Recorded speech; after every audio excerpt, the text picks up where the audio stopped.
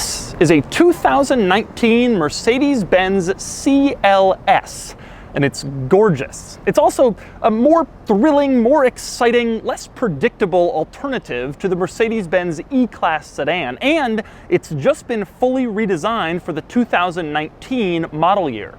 Today, I'm gonna check it out.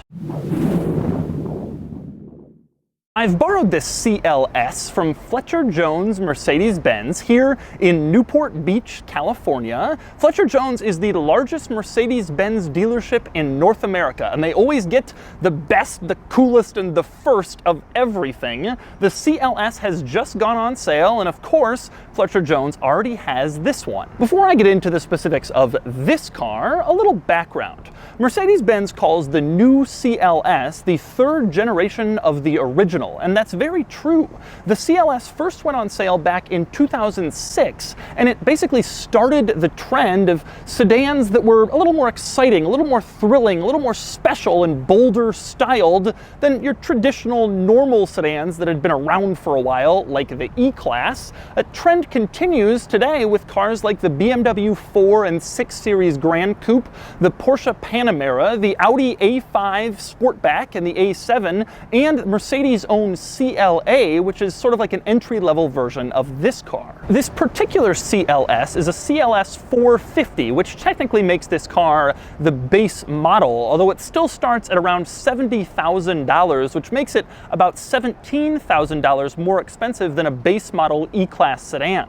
Part of the reason for that is that a base level E-Class uses a 241 horsepower turbo 4-cylinder, but the CLS 450 uses a turbo V6 with 362 horsepower and 370 pound-feet of torque. The sticker price on this CLS 450 Edition 1 is around $85,000 because this car is pretty well equipped. So today I'm going to take you on a tour of this car, and I'm going to show you all of the interesting quirks and cool features of Mercedes' latest sedan, although Mercedes-Benz insists that this car is a 4-door coupe.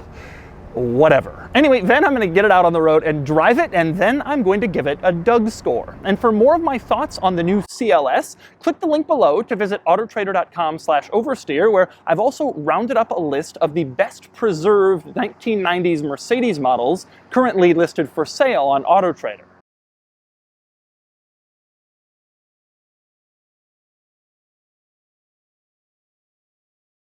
Now I'm going to start under the hood, where there are a couple of interesting quirks with the CLS, including one of my favorite things I've ever seen on an engine cover. There's this giant script on there that says 6-cylinder, as if it's bragging.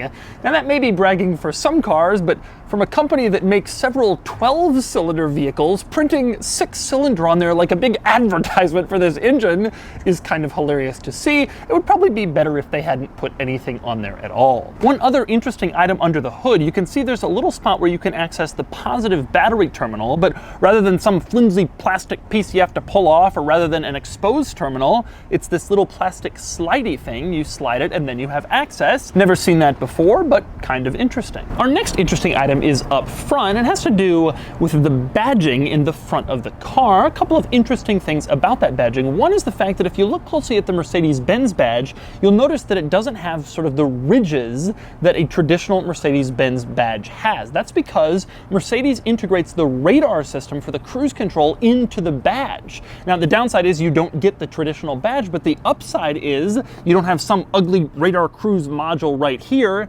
Instead, it's just hidden in the emblem, and most people probably won't even notice that it's different. One weird item though, because they have to have the radar module here, they have to have a Mercedes-Benz logo here, but they also have one here, and so the result is there are two Mercedes-Benz logos on the front of this car directly next to each other, which is kind of odd. Several new Mercedes-Benz models have this, and no one else does. Imagine if this Suburban had a Chevy bow tie right above its other Chevy bow tie. That would be strange, but Mercedes does it. Next, we move on to the headlights, which is one area where the CLS has always dramatically differentiated itself from the more traditional looking E-Class, and you can see that's still true of the new generation. The headlights in the new CLS are very cool, and the turn signals look very cool when they're on. It's a much more aggressive, bolder look than a normal mid-size luxury sedan. Next up, moving around to the back of the CLS, I want to continue with the theme of the lights for a second, and specifically the fact that if you look into the rear light housings, you will see this substance that looks like glitter. I'm not sure why it's there or what function it serves, but it's really cool. And if you ever have the chance to look into the tail lights of a new CLS and a few other modern Mercedes models, you'll see it. It is kind of cool looking. A couple of other interesting things around the rear of the CLS. One is the fact that if you take a look at the back, you'll notice that there is no visible backup camera. Now in the GLE Coupe, the backup camera comes out of the Mercedes-Benz emblem. It flips up and it reveals the camera, so you're probably thinking, well, that's what happens here too. No, in fact, it isn't. The backup camera is actually underneath this little line above the license plate. Instead, the Mercedes-Benz emblem has a different purpose. You push it, and the trunk opens up. That allows Mercedes-Benz to keep the rear free of an ugly trunk popper thing, and instead they just integrate it into the rear Mercedes-Benz logo, and it makes the back of the car look cleaner. And next up, since we're in the trunk, there are a couple of interesting items worth noting in here. One is the fact that this car has a grocery bag holder. A lot of cars have them, plastic grocery bag holders in the trunk. The strange thing about this car is it has a fabric loop in order to pull down the plastic grocery bag holder. Why not just have the plastic grocery bag holder? Do you really need to spend the money on that fabric loop? One other interesting item back here in the trunk, there are these little plastic latches at the top of the trunk. What do those do? Well, they unlatch the rear seats. That way, if you're loading something big back here and you don't want to have to go all the way around to the back seats to fold them down, you can unlatch them from the trunk, which saves you time. That's actually a pretty good feature that I wish more sedans had. One kind of disappointing item back here is this rear license plate area. Now, if you take a look at a picture of a CLS from Europe, you'll notice that this whole assembly is removed, and instead the license plate is just inserted in here. But on the US cars, this whole extra assembly goes in, and this becomes the furthest rear point in the car. I suspect because the US government requires slightly more bumper impact regulations than in Europe, and so they stick this on as sort of a bumper supplement. But the result is it kind of diminishes the look in the back of this car, this added license plate assembly piece. Next up, we move on to the front fender of the CLS, where you will notice a badge that says on it, Edition 1. So what exactly does this mean? Well, on some Mercedes-Benz models, when they first come out, Mercedes-Benz releases an Edition 1 to commemorate that it's like the first of that particular model. And so this is an Edition 1 version of the new CLS. You will also see that same badge printed on the floor mat and in my personal favorite spot on the lid for the center console, so you can tell your passengers, yeah, I got an Edition 1. And they'll be like, what is that? Now, the Edition 1 package for this car is a $6,000 option, and most of the stuff is cosmetic. It does make the car look nicer, but I will say it includes a gorgeous seating package that includes this brown trim on these perforated black leather seats. Absolutely beautiful, but really it's just a way to make a fully optioned version of a new model, since people who buy the new model right when it comes out are generally more likely to spend a little bit more in order to have the first one. Next up, we move on to the interior of the new CLS, where there are quite a few interesting quirks and features. I'm going to start in the center console. I love how the center console in this car opens. You push one button and then both flaps of the center console open together at the same time, like the Secret Service opening a double door for the president. Mr. President, your center console is ready. And the other center storage area is further forward, the one that says Edition 1 on it. One interesting thing in there is the fact that the ashtray is just a little plastic thing that they have in the cup holder. It has the Mercedes-Benz logo on it. Open it up and you can put your ashes for your cigarettes in there. Cigarettes have become such a non-thing in cars these days that that's their solution. They don't even bother integrating an ashtray anymore. It's just a little plastic component they give you in the cup holder. Also in that little forward storage area, hidden in there, there is a little key slot. So if you get in the car and you don't have anywhere to put the key, you can just tuck it safely in there. Now, next up we move on to the steering wheel. Now, I have a 2012 Mercedes-Benz, and one of the things that I have always complained about with my steering wheel is the fact that there is no next track button for the stereo. They have basically everything else in the steering wheel, but you have to reach into the center console to change the stereo track. Now, this car uses the next generation of Mercedes-Benz steering wheel, so I figured they will finally integrate a next track button, but guess what?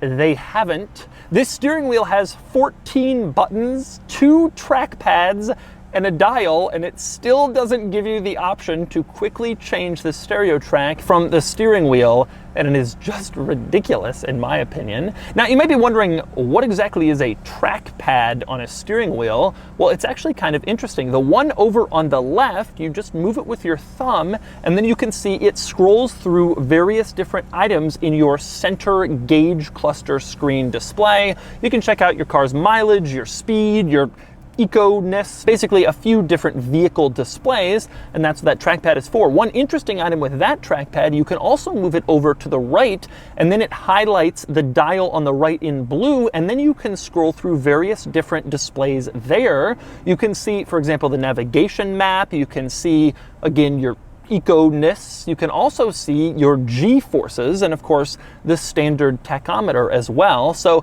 the gauge cluster is very configurable. And frankly, that's the main benefit of having the gauge cluster be a screen. A lot of people are like, well, I like traditional gauges. Yeah, but in this car, you can program it to whatever your preference is. If you want to see traditional gauges, you can do that. But if you want the navigation map there instead, you can do that too. If you want to see your G-forces, that's possible also.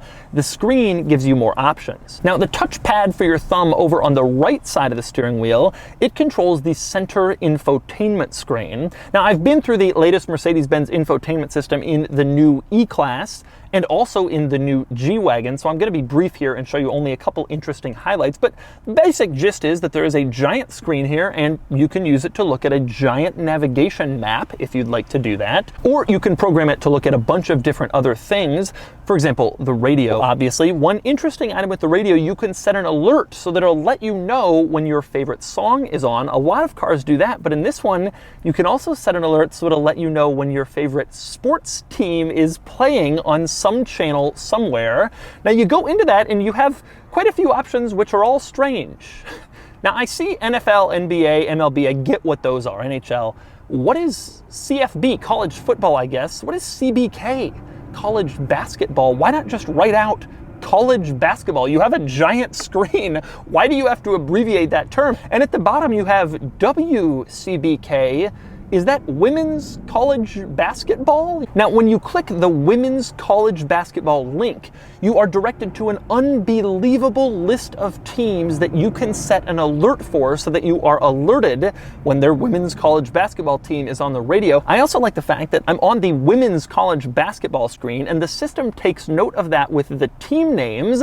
UMass, for instance, is typically the Minute Men, but here they're listed as the Minute Women, which is how they nickname their women's teams. That is really funny. Also, if you scroll down, Oklahoma State is traditionally the Cowboys, but the women's teams are called the Cowgirls, and the system takes note of that, which is excellent attention to detail. Now, the other interesting thing that this system can do is change your interior ambient lighting colors, and you have an unbelievable number of options. You have fire red and jungle green and all sorts of other different things, and you can make your own colors and blah, blah, blah. No car offers more ambient lighting configurations than this one. It also has features called color flash and color mix, where I guess it decides what color to give you, or it mixes them up or something. But basically you can choose just about any ambient lighting color in the interior of this car that suits your preferences at that exact moment. Now, two other interesting items with the giant screen setup. One is that you can choose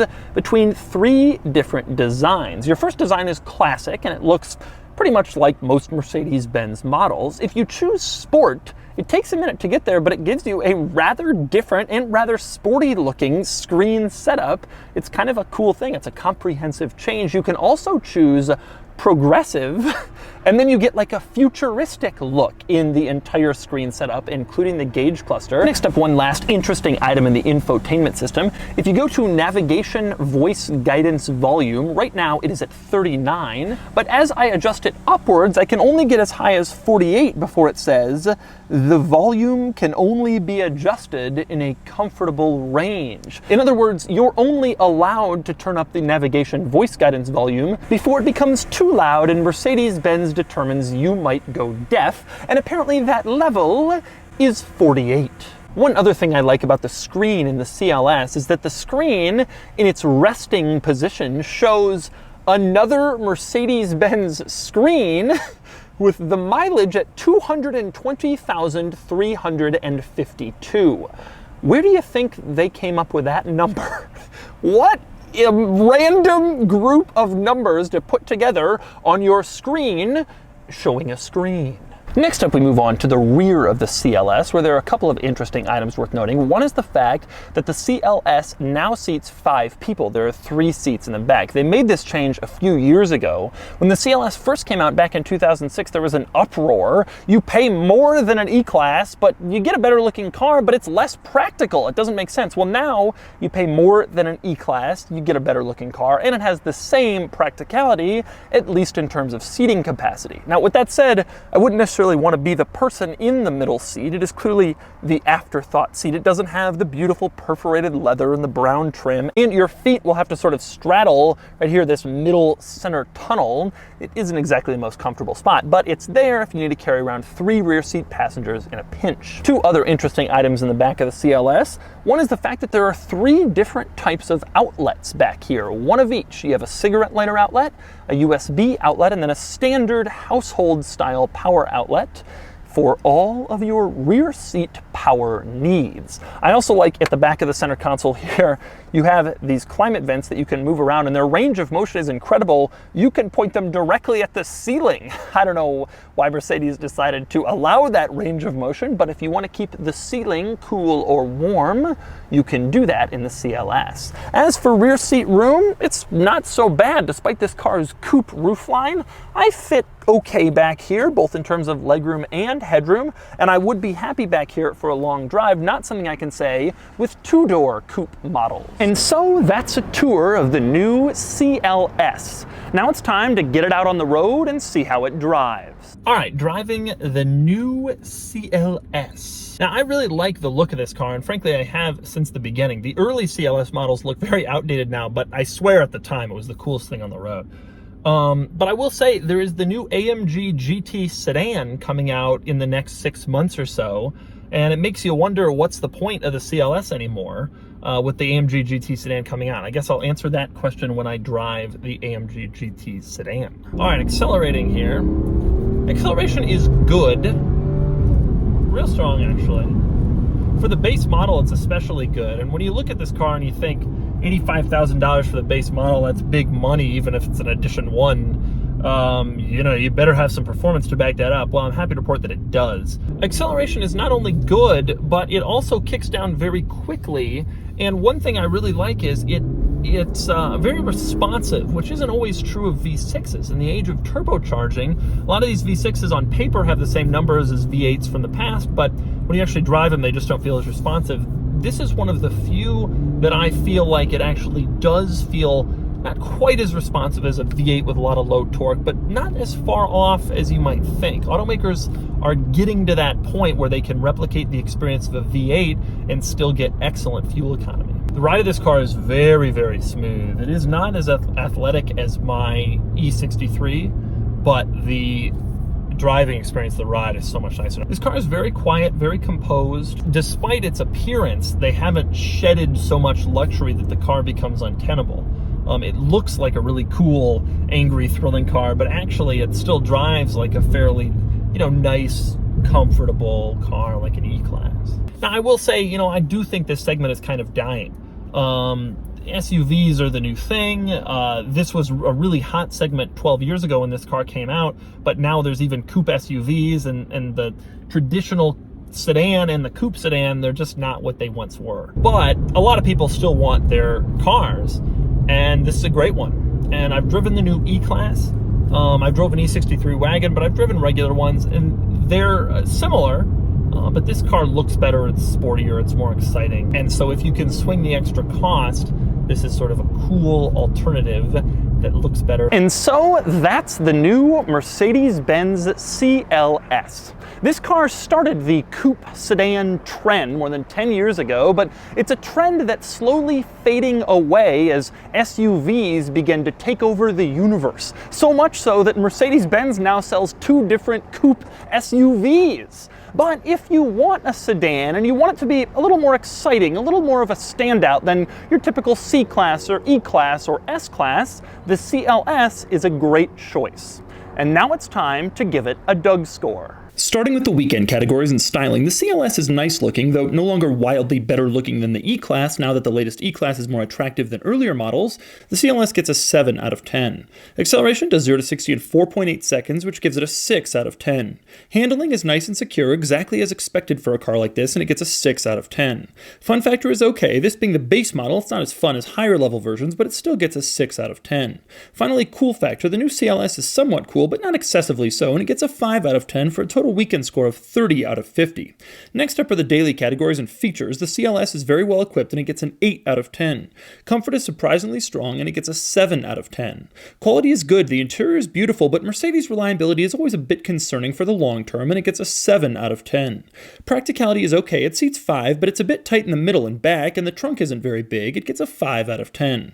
Finally, value. The CLS is well equipped and very handsome, but the one I drove was pretty pricey given the Edition 1 trim and all the cosmetic upgrades that go along with it. It gets a 6 out of 10 for a total daily score of 33 out of 50.